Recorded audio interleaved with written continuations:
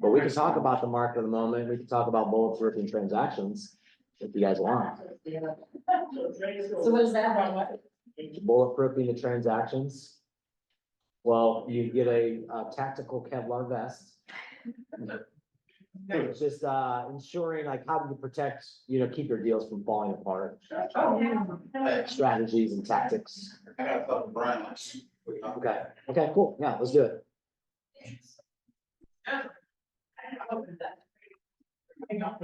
Yeah. Well, what's interesting is Tactic 11, they talk about like mastering the market of a moment, but back when the book was written, that was short sales, foreclosures, and REOs, which is real estate owned properties. We don't have those in today's market, right? It's very. So it is, but yet we have a market of the moment. Yeah. So like, what would you all say are the niches? Because those were niches back in those times. It sounds like way back in 2008. Yeah, when everything crashed. Well, Frankie was still in high school, Yeah. right? I just got it. You just got it, okay. See? Isn't that far off? That was baby Francesca. Yes. But what would you guys say are the niches of today's market? I don't know, first time home buyers, is that a niche? I mean, first-time home buyers can be a niche in any market. But what would you say is specific? Like, so back when the book was written, it was short sales, foreclosures, and REOs, which those have dried up and gone away. What would you guys say are niches in today's market at the moment?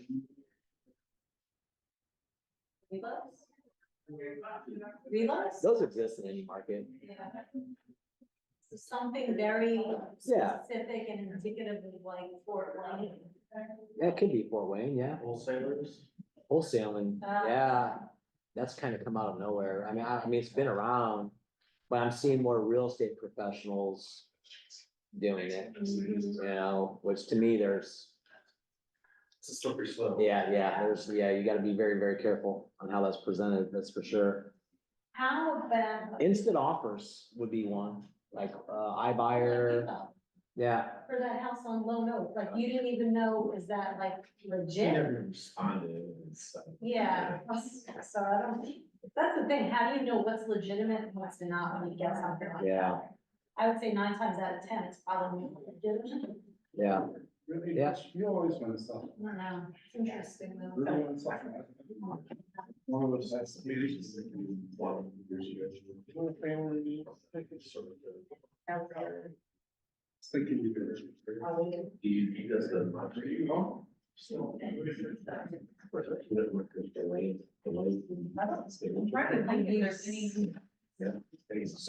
so just like with the last shift, each shift presents all of us with both challenges as well as opportunities. So what would you guys say are the challenges of this market in addition to the opportunities? Overcoming limited inventory, combating, competing against other buyers when the right houses live. Interest rates are definitely a challenge. Interest rates? I feel like they're not actually much. Yeah, I feel like everybody's like, they are what they are. Yeah. I think going from 4 to 8, like the high 3s to 8 was such a shock to the Yeah. market. Everybody got so used to 3 to 4, even, high 2s. We didn't understand that, like, that is a normal market. Yeah. They thought it was normal. We thought, so that's actually not. Yeah. Because we were in a panic, which is also not. Yeah. So, Yeah. And then price compared to interest rate. Makes it really challenging, like now bounced out. Yeah. I think all the contingencies that we're facing, like, I feel like it's a domino effect, like you have a seller, then here comes the buyer who's first, right? Who's trying to sell their house, Yeah. and then like, Oh, man. there's like 4 deals that are, it's crazy. Yeah.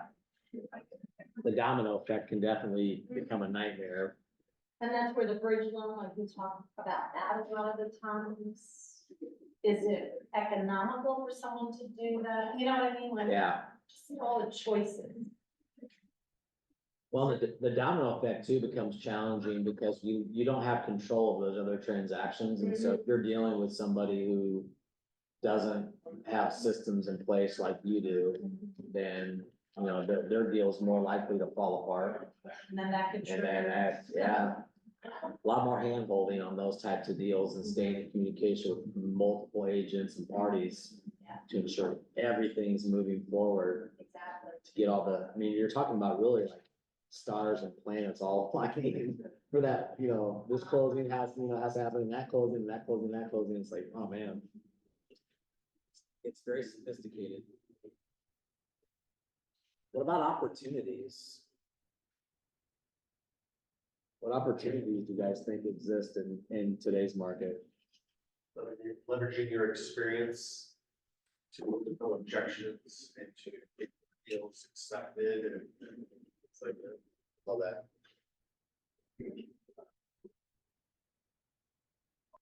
How do you guys keep your deals together? So the next tactic is bulletproofing your transaction. So what are some things that each of you all are doing to ensure that your deal, once it comes together, stays together? Inspection's a big one. And I think just giving your buyers like having reasonable expectations, that's what they should expect from that process. I think that's helped me with buyers saying, okay, we're not going to. Carpet may have this, or the wall maybe this wrong, it's not a hole through the wall, that's not something that we can get out of the contract and just being upfront with them, okay? Once we put this earnest money down, it can go away if you decide to back out. So it's having those conversations early and before, so they know what to expect, and they're not like, well, we can't get our money back. So, expectation. Yeah, managing expectations. Here it says managing expectations and being a person who doesn't throw gas on the fire. So challenges arise with every deal. Yet are you somebody who focuses on being proactive with solutions and not that we can predict them, but to your point, having the experience to be able to guide people successfully through those with the least amount of hassle, relying on that experience, or are you somebody that just is gonna freak out and throw gas on the fire each time? I'm throwing gas on the fire, but I'm at home behind the stove. Oh, my goodness. Right. That's so funny.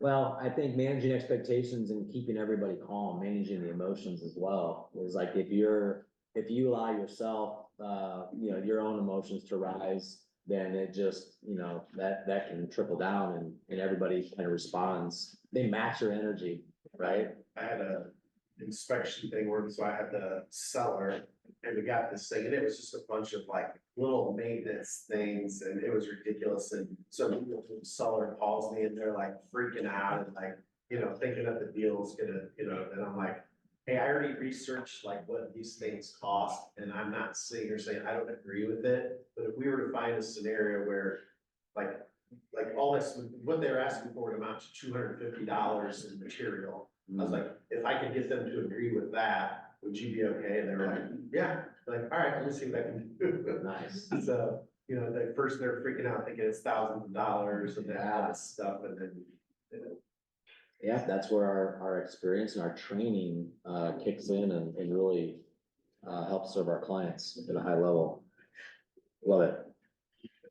So inspections is one thing, one way we're keeping transactions together. And here, something I highlighted was always have a pre-selected list of service providers available so you can handle any required repairs in a timely, dependable, and cost-effective manner, right? So just a team of professionals that you can rely on and lean into. The next thing that comes up is appraisals, right? So we have loan approval and funding, but typically one of the driving factors of that is when they're getting bank financing is an acceptable appraisal. So what's the best way to navigate through the appraisal process to ensure that you're helping it move forward, helping the transaction move forward? What are some things that obviously we don't control the market, but there are some things we can do to assist in that process and keeping things moving forward. So is there anything you guys are doing? when it comes to appraisals. Having a handle on what the comparable market data is. Yeah. You know, so whether you have to supply that to an appraiser. Yeah, Do you talk to appraisers? Cause I know it mentioned something in the book about talking to them. Is that something that still goes on? yeah. I mean, if I generally don't, Okay. talk to the appraiser. I mean, like Scott had mentioned, there's times when, if I have a unique property especially, I'll try to provide, my own comparables that we use to, establish our list or ask price. And then maybe a list of, recent updates or upgrades to the home that may stand out or may not get accounted for if you were just to walk through really quickly. I heard leaving them out on the corner, but I just was Yeah. wondering, they were like, Yeah. get a lender that has an appraiser that is willing to talk to you. I'm like, is that something that still goes on? Cause I know the book is older, so. Yeah, generally the lenders can't talk to the appraiser until maybe afterwards. Usually the underwriter might talk to the appraiser once they get the report back. And if the underwriter has questions or they're, I guess refuting or questioning some of the information on the appraisal, and the underwriter will, but generally the loan officer doesn't. And, I don't think the buyer's agent typically does either. Now, I love the appraisers that'll call you and say, hey, I'm having a little bit of a challenge here and getting through the agreed upon purchase price. So, do you have any comps you could help me with? Like, those are the best appraisers, in my opinion, that, they're trying to work with everybody, to get the deal to the closing table. And, on the other side of that, I did have an appraiser call me once, before I went out the home. And he said, Aaron, is this a Beazer home? And I said, yes, it is. He goes, it's not going to appraise. And I'm like, how can you objectively say that without having been in the home? He's like, it has a wood foundation. And I should have canceled it then, but I let him go through and do his thing. And sure enough, he got the appraisal by like $18,000. Well, I had to sell that home 3 times, and I had, first time was VA. And then the second was, FHA. And then the third time I sold it was conventional. So there were 3 different appraisals within 3 weeks. First one cut by 18,000, second one cut by 8,000, and then the last one was only cut by 5,000. So, man, we had multiple offers each time driving it up, but, I think, providing comps, providing a list of upgrades and amenities is helpful. And then also knowing the appraisers, like there are appraisers in our market who are notorious for cutting appraisals. And, so when I get a request for one of them that comes through, I'll actually cancel it and request somebody else for the bank. And I had the bank ask me like, why do you cancel the appraisal? Well, because, that particular appraiser, I have experience with them cutting appraisals very consistently. And I don't feel that we're gonna get a fair and objective appraisal from that person. So before they even come out, I'm requesting they send somebody else, and they've always done that for me. But I think if, once they've been out there and done the appraisal, I mean, you're kind of gonna be at the mercy of what they come up with. I've done that too. Yeah. You just send it back and say, hey. Yeah, cancel the appointment because they'll get a schedule through showing time. And if I see the name come through, it's like, oh, that guy's cut like 4 or 5 of my appraisals. Like, I want somebody else. I want a different set of eyes. We have a naughty list. That's so funny, I was about to ask if there's. A naughty list of realtors, a naughty list of appraisers. Yeah, I mean, mine is short. There's only like 2 or 3 that come to mind that are very, I would say they have a conservative approach to valuing homes. And I just would rather, give my seller the best opportunity to have their deal ready at the closing table, so. I have not been listening really, but I want to interject there's an appraiser that a certain, company has on their list. Yeah, That anytime I do a transaction with them, I say, I want to make it very clear that this appraiser will not be appraising the house. If I see that appraiser requesting a showing, I will decline it Yep. until I get a different appraiser. Yep. Because they are just known for cutting, and when they do, not open to having the comps conversation, not open to, they're just, this is what they said and this is Yeah. it. And yeah, so I won't. those are, I call them the God complex appraisals. That's the reality is most appraisers don't like being questioned and told that they're wrong. And so they typically, if you even do, want to do a appraisal rebuttal, they're gonna dig their heels in and say, no, I'm not using that comp. And they'll defend their value, almost to the very end. Now, I recently did have, like, Tara Hip was able to, have an appraisal overturned.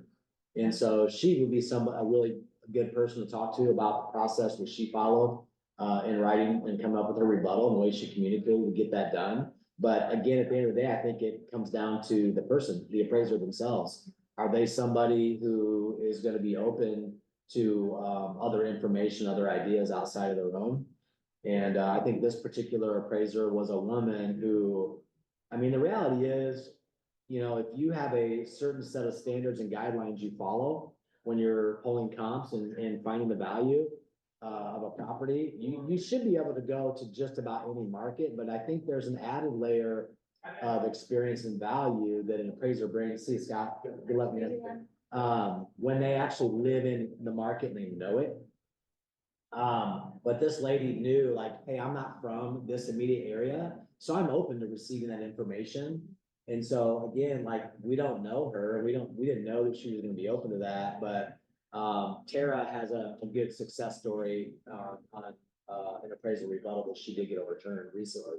So, I thought that would be, I told her, I said, hey, we need to share that with our people, because how many of us have encountered a cut appraisal on the deal? I mean, me countless times, right? Especially I think a few years ago when values first started escalating and the historical data wasn't there to support the rapidly increasing prices. We were just seeing cut appraisal, cut appraisal after cut appraisal. And the way we were overcome that as an industry in the market was we started seeing more people cashing out 401ks and writing cash offers. And so guess what? Well, the cash deal closed, now it's a comp. Yeah. You know, so now moving forward, as long as those are in the MLS, that the appraiser should have some data to back up those new values. So I would say yes, provide the research to the appraiser and let them know how you came up with your professional conclusion about what the home is worth and what your buyer offered. Or even from the list side, you can do the same thing. And then when it comes to loan approval and funding, I highlighted here, more than any other vendor in the transaction, selecting the mortgage provider is critical. It begins with knowing who is good and who has a proven record of performance. I think Bailey Wood touched on that earlier. I mean, there's good and bad everywhere. There's good and bad agents, there's good and bad loan officers, and you can have two agents or two loan officers with the same company that will give you a totally different experience. So having a trusted professional with a proven track record of performance is going to be vital, especially on the lending side of things.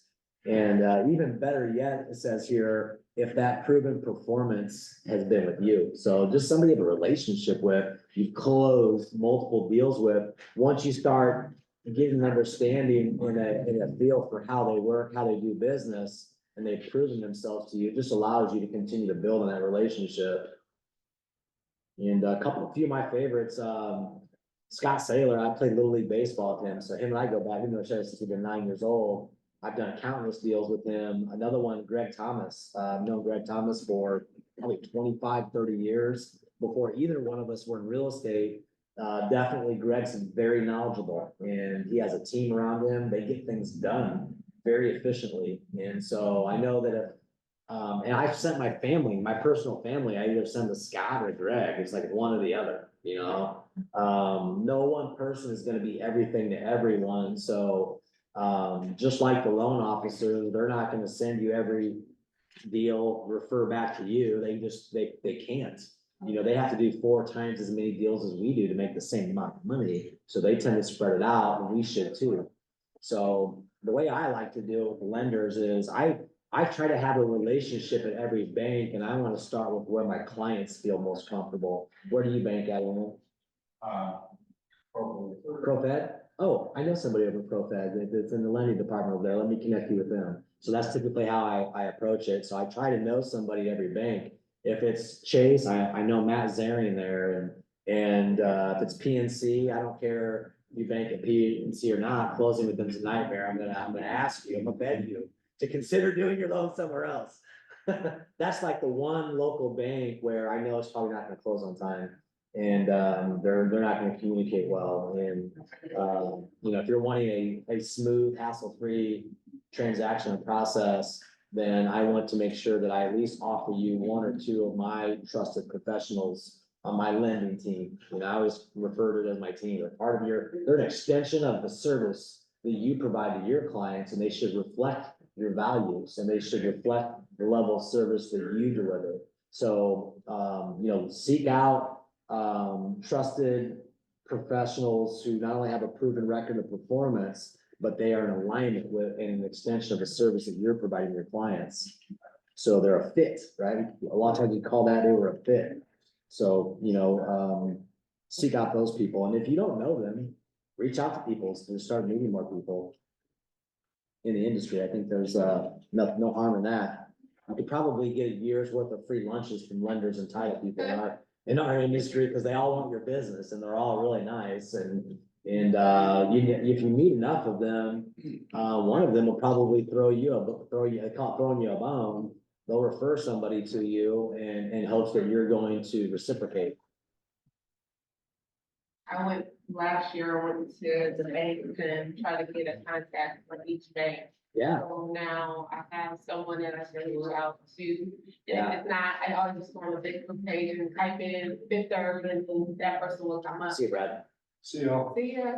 So, Yeah, that's, I know an agent who was new to the business and he didn't have a big database or sphere. And that's how he got started, is he went around, he popped in to like your Fort Financials, like who's your mortgage lender here, today? And your ProFeds and your Three Rivers and your Midwest Americas, just spent weeks, probably months, just popping into all the branches to meet all these people. Because here's what's interesting about the bank branches. Do you guys go into your bank branch? I used to, but Chase has a really sweet and slick mobile app, so I don't have to like necessarily. Mobile app, so. Yeah, most of them do anymore. Most, like, Yeah. hasn't been a good enough app. I mean, and, I haven't banked with Chase, but I thought about it though. Yeah. I'm like, kind of right, cause I like to have like a small bank and a big bank, Yep. or credit union and a big bank. So I just recently cut off, Blackstar, not too long ago. Okay. So, But there's a segment of the market or a population or demographic, whatever you want to call it. They go into the bank branch every week. They get their check or they go in there, they have a relationship with the teller. They have a relationship at a personal banker. My personal banker, I didn't even know who she was, at Chase up on Coldwater Road, reached out to me last week. It's like, hey, you need to come in. We haven't met. I'm your personal banker. And I didn't know. I didn't know they assigned a personal banker to me, but they did. And so, she wants to meet with my wife and I. And, at any rate, by popping into the branch and meeting these people, there are what they call walk-ins in the branches. And, they will pitch, usually the tellers, like, hey, interest rates dropped to, 6.3%. And I can see here that your mortgage with us is at 8. Can I connect you with our mortgage department so they can talk to you about maybe refinancing and saving some money? Those conversations are happening in those bank branches. And so those are walk-in leads for the loan officers that sit in at those branches. And so typically the loan officers at bank branches have an inflow of leads. They're walk-in clients, right? And so guess what? They need realtors if they're not refinancing, but somebody's like, hey, I want to buy a house. I want to get pre-approved. They go into their bank branch and they're going to sit down with the loan officer, and the loan officer is going to say, do you need a realtor? Do you have a realtor? That's where, popping in there, paying your business cards out, grabbing lunch, build a relationship with those people, can really benefit you. And this particular agent, he started getting deals from doing that activity. And I remember him telling me like, well, they know other agents, but because I was just in there, the next day a client came into the branch, met with him, and guess who came to mind first? It was me. I was top of mind because I had just met with that person. And so I just thought, hey, that's a really, to me, it's a very easy way to get in a relationship with people at different banks. It's kind of non-threatening. You're doing B2B networking. And, great way to generate some leads for your business. I dropped, she started off to, find a bank and she's helping me out with something.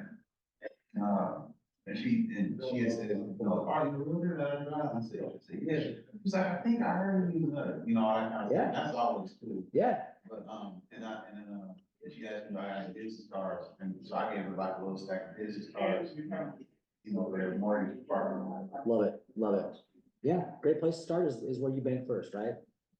It's awesome, but you can always branch out from there. There are 7 don'ts of mortgage funding that I want to go over here highlighted on page 253. And it's, don't change your employment status while you're in the process of getting a mortgage, right? Don't make any major purchases, cars, furniture, home theater, vacations, wedding rings. I've seen people do that.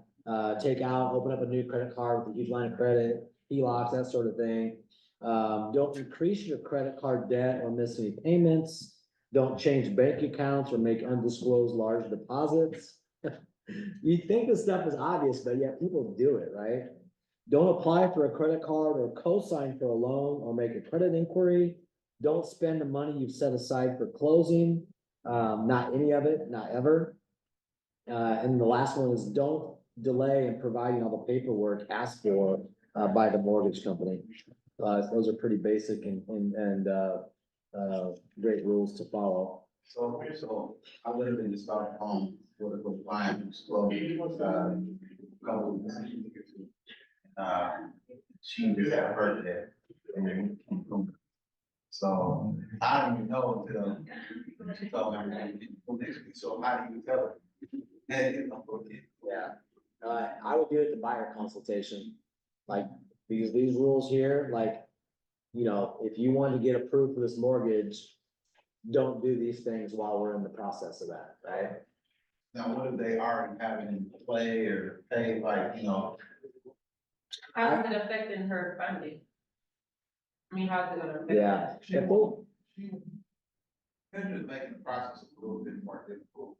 Now, she gotta go through a couple more loops, but she got, like, the one, the lender, was saying something like she got some reserves that she gotta account for. Oh, she's spending money, right? And can't do what she needs. Yeah, Gotcha, okay. I was like, wait. she- and then, and then, she got a rental property, so they gotta, they trying to balance it out with reserves with the rental property to balance out what she's bringing close. I think she'll be fine, but it's just that, it's one more thing. They're having to look at, make Yeah. sure that, I got one that's way worse, oh gosh. And I'm like, man, if you forget what we talked about, he's family, but, he got a kid going to college, so that was 1,100. That he had already said he was gonna do, he's like, hey, man, it's my kid, I know, what I say. yeah, I think Reagan had like in her process that she set up in opportunities. Once they went under contract, something like this went out automatically. I can't remember where she did it specifically, but it was under opportunities and emails that went out that this was one of the things, hey, this is what you're not gonna do once we find a home that you It's like. like, not help. This is what you're not gonna do. yeah, there's one I used to use called the 10 Commandments of buying a home. And one of them was, do not buy a car while we're in the process of buying a home, otherwise you may be living in it. I like that. I like that. And that could be something once you guys have started looking at homes, this can be the do, don't do from this point, and then another one, once we go under contract, don't do these. Yes, yeah. After you sign at the closing table, you can do whatever you want, but up until that point, and, yeah. And really, realistically, that's like a 30, usually a 45-day window, you can't keep it under control for that amount of time, man. You probably got bigger issues going on, right? Other contingencies, so, talks about other contingencies, and, an agent's 2 favorite words are all cash, but most transactions, aren't all cash, so if they are, then you eliminate usually the financing contingencies, including appraisal. But other contingencies may be that it's depending on another home selling, right? So I've got to sell this home and close on that. And that deal is contingent upon me being able to purchase the next one. So eliminating as many contingencies as possible, or at least having a plan, you're lining those contingencies up and almost like a checklist, and you got inspection, you got appraisal, loan approval. Maybe it's contingent upon the sale of this other home. I'm even seeing people selling a home. They're making that, like in the agent remarks, this is contingent upon the seller finding suitable housing, and they're requiring that any buyer writes that up in the purchase agreement to just ensure that that seller isn't gonna be homeless. How are they, like, do you just mark it as we're gonna do 60 days out? So if you write a contract, how do you specifically? say? Yes, yeah, you wanna have a specific time frame associated with that, so, the seller can request that the buyer make their offer contingent upon the seller finding suitable housing within 60 days. Okay. So that gives the buyer assurance that there's a limited amount of time, and then, of course, them and their agent are gonna be checking in regularly with that agent to make sure that they're out there looking, and maybe I even, have done this when I'm representing the seller, is, ask that buyer's agent, do you have anything coming up that might be a fit for my people, or please check with your office as well. And, they're pretty motivated to assist you with that, because obviously they want to close, the deal that they wrote the offer on, so. So is that just in further conditions? For the under further conditions, yeah, that would just be an additional contingency under further conditions. But I always say get very specific, and the more detail you can provide, the better around that. And so usually having a set time frame, seller, closing is contingent upon the seller finding suitable housing within 60 days of acceptance of this offer. So, what other types of contingencies are you guys encountering on deals? Anything outside of what we've discussed already? Usually it's inspection, it's loan approval, it's appraisal.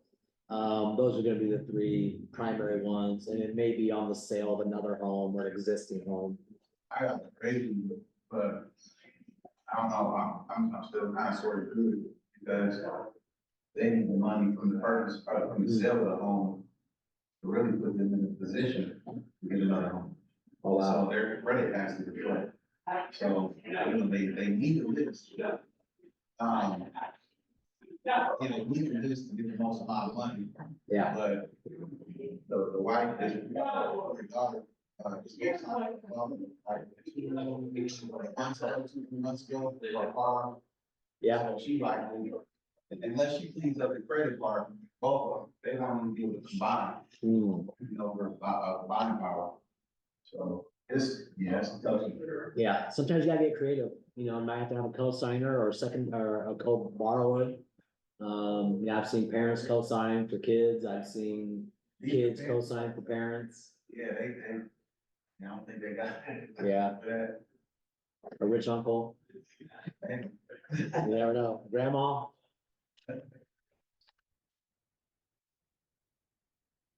Um, moving along. This is still, bulletproof in the transaction. I think having really good systems and processes in place for communication and who all's involved in the transaction, like here on page 256, they have a party to the sale checklist. And I love that they have the buyers, the sellers, the co-op agent, the lender, which would be loan officer, and maybe even the mortgage processor, closing escrow company team, so that would be the title officer, any assistants there, processors of the title companies. Third parties may be relocation company. It could be loss mitigation if you're dealing with a bank on a short sale, foreclosure, or REO. And then also referral sources. I think people forget about that. If your client is a referral to you from an agent outside the market, I like to give that agent regular updates. And every time we hit a milestone, I'll communicate to that agent, hey, we just won the contract. Thank you so much for your referrals. Because if you're on top of things and you're communicating with them, and I have one right now from Indianapolis, and it's a buyer, and of course, Danny Lopez is who I'm handing my buyers off to. And, but this came to me by way of referral from another agent. And I just keep giving them milestone updates. And it's the first deal I've done with this agent, out of Indy, but I want to build a relationship with them so that everybody they have that's moving up to Fort Wayne, that they're sending my way. And so, they've appreciated the communication so far.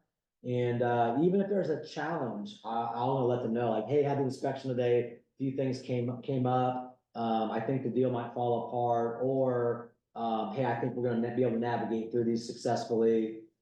Just keeping them abreast as to what's going on, how you communicate and how you navigate through, the challenges with all parties is gonna go a long way with them. And, people will never complain that you over communicated. It's usually gonna be the opposite. Like, I never heard from this person.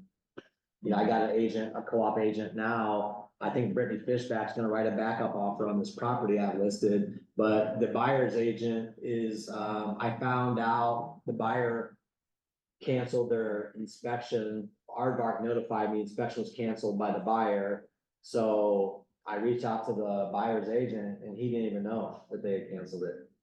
And I was like, well, hey, my seller's concerned. I need to know what's going on. And I didn't hear anything from him for like 2 days. And so I said, hey, where are we at? He's like I told you last time, you'll know when I do. And I'm like, Whoa. exactly. It's like, do you not want this transaction to close, or are you already defeated because you know it's not?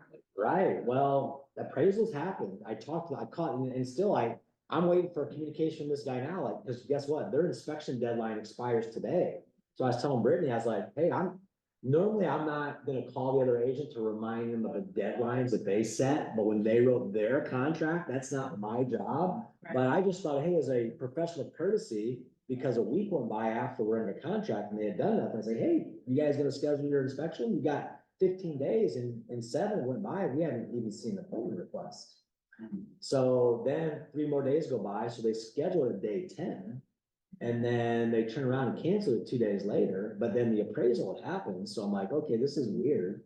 So I called the lender this morning and he said, yeah, I haven't heard from the agent either, and I haven't heard from the buyer in a few days. And I said, well, is the appraisal back? Because it happened. I checked the access registry for the lockbox, and the appraisal was there. He accessed the key compartment. So I know he did the appraisal. At least he did a site visit. He said, no, we don't have that back yet, but in my system, we're showing everything's moving forward. And his loan's looking good at this point. He's got reserves, so I don't know what's going on there. But that other agent is just like, has not communicated at all, which makes it challenging, right? Because then everybody's left to wonder and speculate, and it just tensions rise, emotions start to escalate, people like wonder what's going on. And for me, I got 2 people that want to write a backup offer. So like if this deal falls apart, like I'm okay with it, but my seller wants to get this thing closed. Right. So 15 days already. It's been 15 days. So, and I told this agent, I said, hey, I know you don't need me to remind you of your deadlines.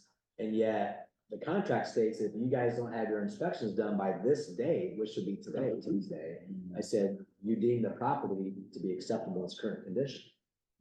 So if they don't want to do the inspection, that's okay. It's awesome. It's okay. I just communicate with us, you know, and we want to close with this buyer. I definitely don't want to start the process all over again. But at the same time, I think that we're all doing our job and communicating and moving the ball up the field. Then it's just going to ensure that not only do we get to the closing table, but we're going to do more deals by having systems, processes in place to communicate with all these parties. So I love having a parties to the sale checklist and communicate with everybody. You know, it's a team, right? The team that gets us to the closing table. Goes on to talk about co-op agent. You know, I highlighted this paragraph. While you need to be the one who is tracking the process, checking on what is getting done and when, and insisting that the right things happen, you're not trying to micromanage the other agent. They have a job to do and you respect that, but you're going to own the outcome and be accountable to things getting done as they should, right? So I think that's, again, we each have our own job to do and represent our clients and to making sure things are moving forward on both sides. And, having a great co-op agent, because I think, a lot of you guys in the business, you'll realize who the good ones and bad ones are. And eventually, like when you list a property and you get 3 or 4 offers and you're gonna be talking not only about, hey, this buyer, I got their pre-approval letter, strong conventional, they put a large amount of cash down. But then you're also gonna say, hey, this agent, and they're gonna be difficult.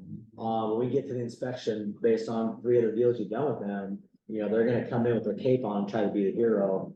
And so, you get to know the characters in our business, who is easy to co-op and collaborate with on a transaction and who's gonna be difficult. And sometimes, and sharing that with the seller, they'll choose a different offer based on, well, you shared this story with me on the last deal you did with this person. They didn't communicate with you, canceled the inspection, and then they came in, they wanted all these repairs, like, yeah, we don't wanna deal with that, we're gonna go with this offer. And sometimes who the agent is too, on the other end of that, I always tell people I want to be like Greg Adams, because no matter what happens during the transaction, nothing excites him or ruffles his feathers.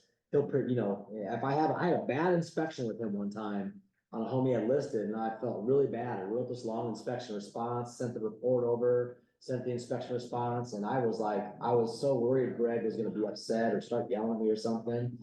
He's like, he goes, not the greatest inspection, Aaron. He goes, but I'll present it to my clients and I'll let you know what they come up with. And I just was like, oh, okay. I mean, that's really sometimes I see them, I receive it, I'm like, oh, this isn't gonna be fun to present to my seller, right? Or, hey, these people are asking for things that really the seller isn't obligated to address. It doesn't make it easy. So I think we have to manage expectations and manage emotions of everybody involved in the transaction. And one of my favorite sayings is the calm wins. The calm person always wins. If you get excited, you're gonna get everybody around you excited. But if you're calm, and sometimes that's really hard to do. You've had a couple of challenging transactions. It's really hard to stay calm in some of those moments when challenges arise and things aren't going smoothly. And so another one of my favorite sayings is when emotions are high, wisdom is low. So it's always kind of best to pause, take a step back and reflect on everything before you respond. Otherwise you can easily escalate the situation. And like the book said earlier, pouring gas on the fire doesn't really help the situation. Talks about deadlines in here. Deadlines are called that for a reason. Cross the line, the deal's dead, right? Deadline. So, like this inspection deadline coming up tonight, it might kill the deal. But the buyer also might be upset at his agent because he didn't communicate to him that he only had 15 days. Well, they wrote it up. They should know that. And if they don't meet it, I know my seller is going to draw his line in the sand. Like, you had an opportunity to inspect, you set the deadline, you missed it, you're now taking the property as is, and if they decide to back out over that, we'll keep the earnest money. Which isn't much, $300, but my seller on principle will keep it. I love the contract to close checklist, very basic. If you want a very comprehensive one, Reagan Stackhouse has tasks and checklists to build out into opportunities and command on both sides, and it's good. Her stuff is really, really good. This is a good starting point though, here at the bottom of page 260. Like I said, very basic. It'll get you from contract all the way to closing. But typically what you'll find is maybe your process has a little more detail, a little more hand holding, different experiences, things in there. And I say one of the best ways we can build a business is by delivering experiences that wow our clients. And Disney talked about this. Walt Disney said that if you want to build a successful business, then create an experience that makes them want to not only come back, but bring somebody with them. And I think that is like the ultimate customer service experience for any business. And as agents, if we're creating a client experience that makes them want to come back and bring people with them, that's the best business to have, is repeat referral business. I actually bought one off Etsy. You did? That was already Okay, completed. already But I done. would love to have somebody who I can pay just to do Reagan, like, do Yeah. something like Reagan. Yeah, It's a lot in there, and maybe once they get designs done, I think it'll be easier to navigate in there, but I think that's nice where person in command, like, soon as she'll set up a deadline, and they'll send out this email to that person, the information, they'll send out one to lenders, they'll send out one to the buyer. we should have her come in and teach that again, because, I did a deal with her. And as the co-op agent, I got daily updates on everything they were doing on their side of the transaction. It was all automated through command. She had it set up to go out at like 5:30 every day, or it might have been 5 or 5:30. But I'd get a daily email with an update letting me know that on her buyer's end, everything that they had done that day to move the transaction forward. So, And is that like a one-time setup or is that per? every opportunity, it's one-time setup, but trust me, it's a lot. I mean, you think about every stage and phase of the Yeah. transaction, there's a checklist for each one, and you can assign who does it, ones that do buy. The general checklist you would set up once, and the cool thing is you can always edit it, you can always add to it, you can always subtract from it. For the automated client updates, you would set that up, basically you flip a switch, turn it on for each client. Do you want these updates on this transaction to go to the client? Right, and the same thing, like you said, the lenders, any vendors or co-op agents as well. Like that. Yeah, it is. There's so much command does that, I mean, most people don't even know, I think a fraction of what it can do for your business. But there is some labor in setting it all up, and it can be a lot. Is there like, even if they're not in the house, but like an in-house person we can have, like, so if I wanted someone to set that up, and they've done it several times, where it's not gonna take them as long, Yeah, but we could pay a fee to that person. that'd be amazing. I think Mallory would probably be, who we could set up to do that, but I would almost want her to. If she has time to do it, I would say. That's the mind to see. Yeah. Well, you do the guinea pig. Hey, mine too. I've got some very basic stuff in mind, but, I don't use, command for transaction management. But the communication aspect of that, as far as the automatic client updates, to me is powerful because, I think to deliver, well, I have a couple of thoughts on customer service. If your clients are reaching out to you, you've already dropped the ball. Right? If your clients are calling you like, hey, what's going on with this? Or where are we at with that? You've already dropped the ball. So that's one thing. And then the other aspect, another thing for customer service is we should end every conversation letting our clients know what to expect next.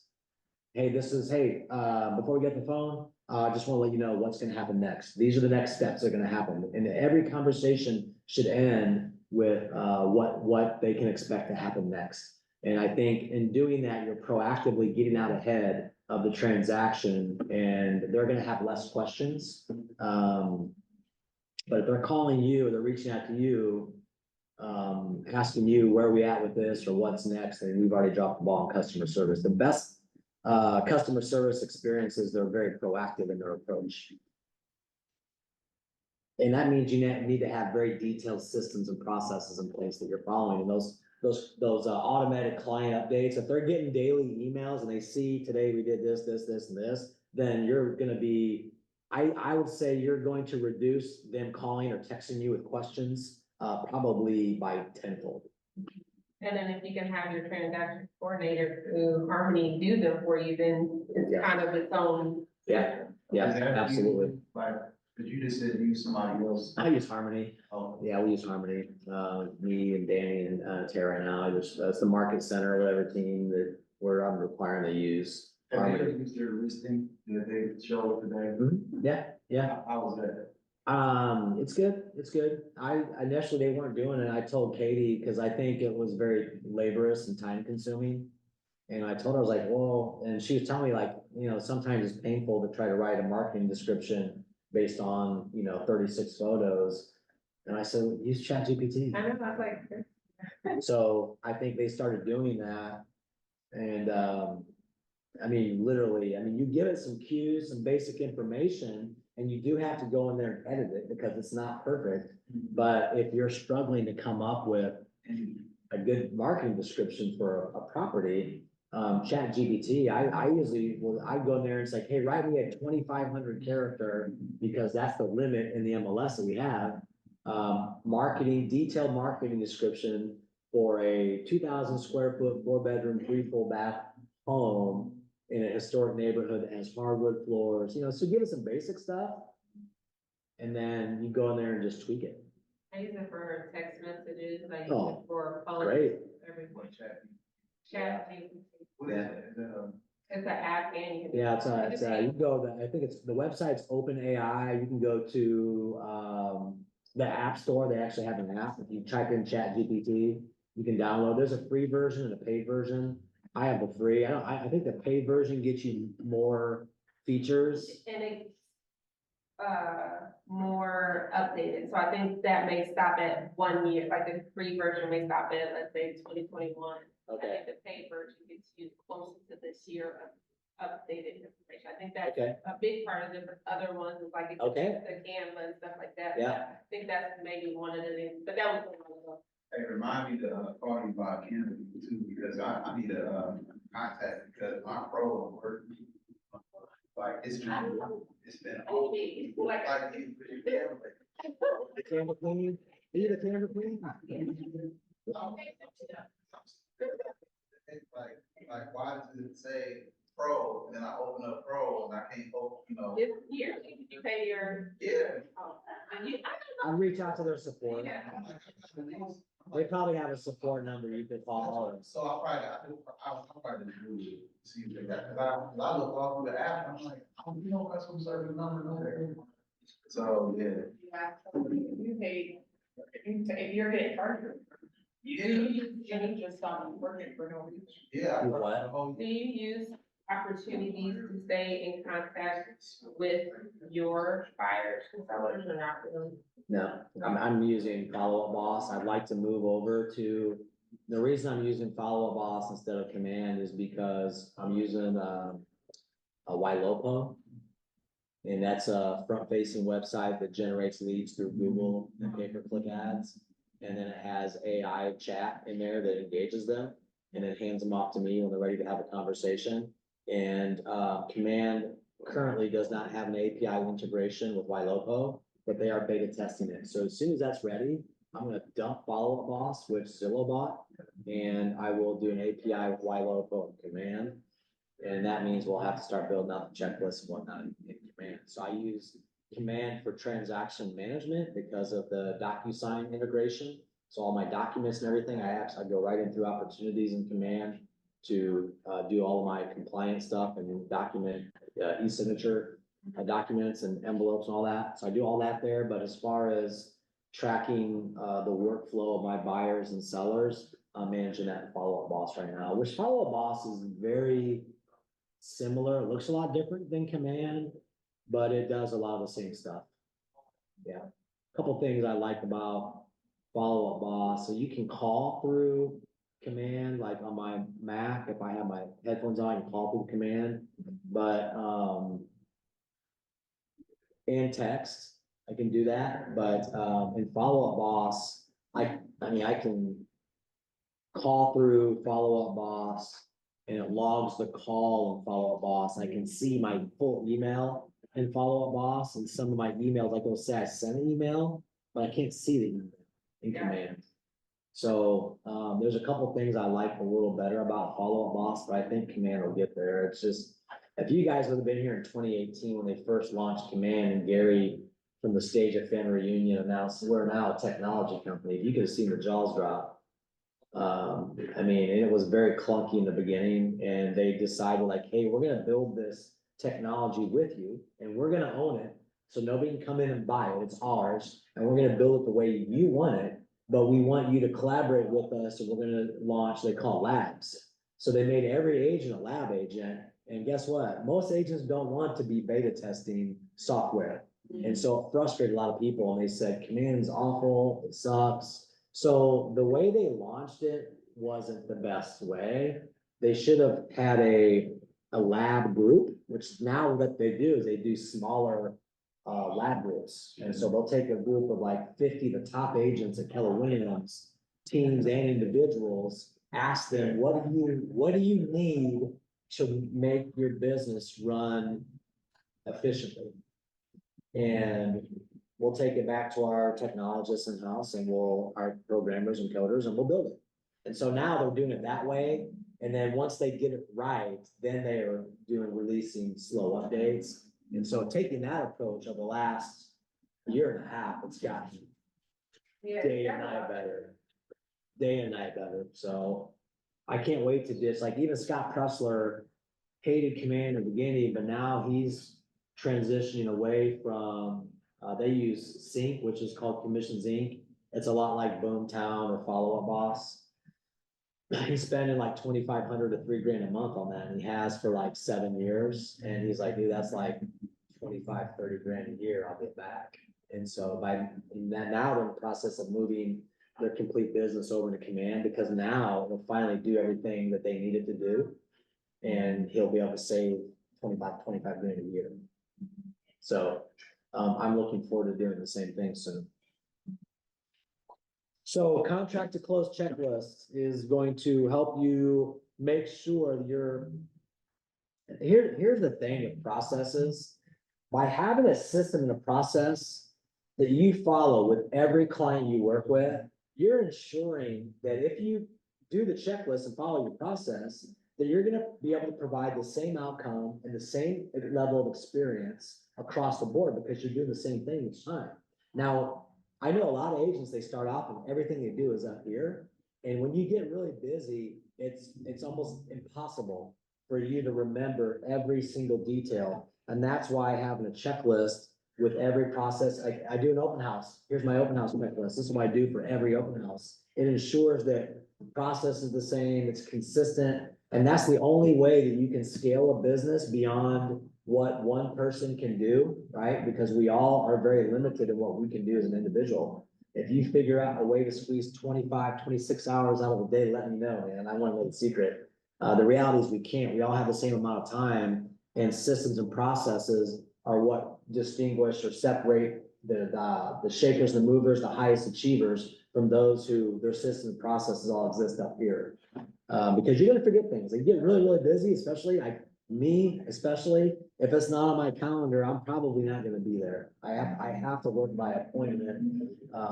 And my wife like gives me so much grief. Is it on your calendar? Is it on your calendar? And it better be.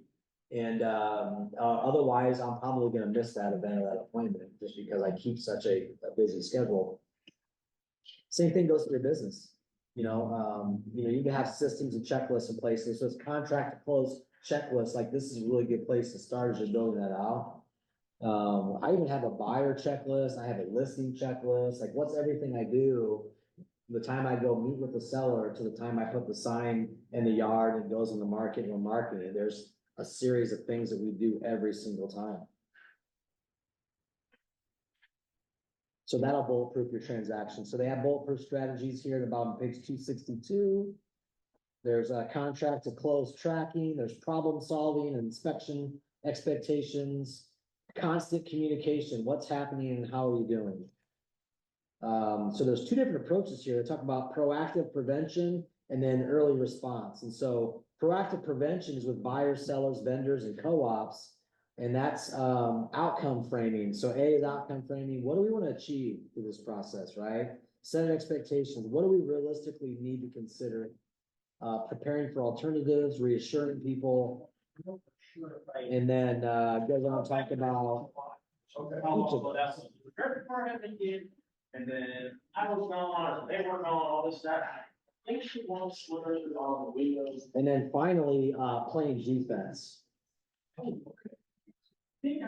So playing defense, it says here, is the ultimate control issue hasn't changed. You must get the transaction to and through closing, right? So you'll do it as a fiduciary service to your clients, and quite frankly, you'll do it to get paid, right? We do it, we only get paid at the closing table. So, we're not employees. We are basically independent contractors. And I think it ties in right what we talked about earlier, buyer agency agreements. I think the general public thinks that we like have a paycheck coming in. And the reality is, we're asking for a relationship of trust and loyalty, with them. We want to trust, and that goes both ways, by the way. The trust goes both ways, but they're looking for loyalty and duties of service from us. But we need to have that reciprocating loyalty back from them, because if they're out looking at, I had a guy call me one time, he was like, I just called, I was a listing agent. I always ask the question, hey, I assume since you're calling me directly, you're not already obligated to working with another agent. He said, no, I just called the agent on the list sign. I don't have an agent, so it just told me like every home he wants to see, he's calling the listing agent. Like, do I really want to work with that guy? I'll show you this house, if you're unrepresented. But I'm gonna have him sign an exclusive buyer agency agreement with me on that property. Yeah. And if he wants me to show him other properties, then it's gonna be more of that blanket agreement, right? Because, I want to establish a, relationship, built on trust and loyalty, because the only way we get paid is at the closing table. So would you, if that guy, would you only make it for that property, or would you say, hey, you know what? I can help you not only with this house. Yeah, I did pitch that with this guy, and he's like, oh, I don't need somebody running me around. So I just called the number on the sign. So he didn't have the right motivation. He didn't really have the right motivation. So. It's a numbers game. You'll encounter those people. I tend to move on quickly. I want to seek out the motivated, and the people that I want to work with. I think that comes with seasons, because right, as a new agent, you're like, sure, I'll do it, do you? Yeah. So, Even me in the beginning. You take the business that comes your way. I remember one of the first listings I took, it was this couple getting a divorce, and we had a mutual friend, and like, hey, I told them they need to call you, and they didn't call, so I said, well, ask them if it would be okay if you shared their contact info with me. I'll call them. So I called them, and I met them at the house, and they couldn't stand each other. They didn't want to be in the same room as each other, but they had basically left the house with a lot of the contents in it, and they both had moved on to other properties. So I get there, and there's a fish tank, like a huge fish tank there. And it's halfway full of green water, and I was like, all right, guys, we really gotta get this stuff out of here. And they're like, yeah, we'll just let it go back to bank. We're not doing anything. I'm like, all right, let me get some pictures real quick. We're gonna list this bad boy right now. I remember listening to that thing, and I just got so much negative feedback.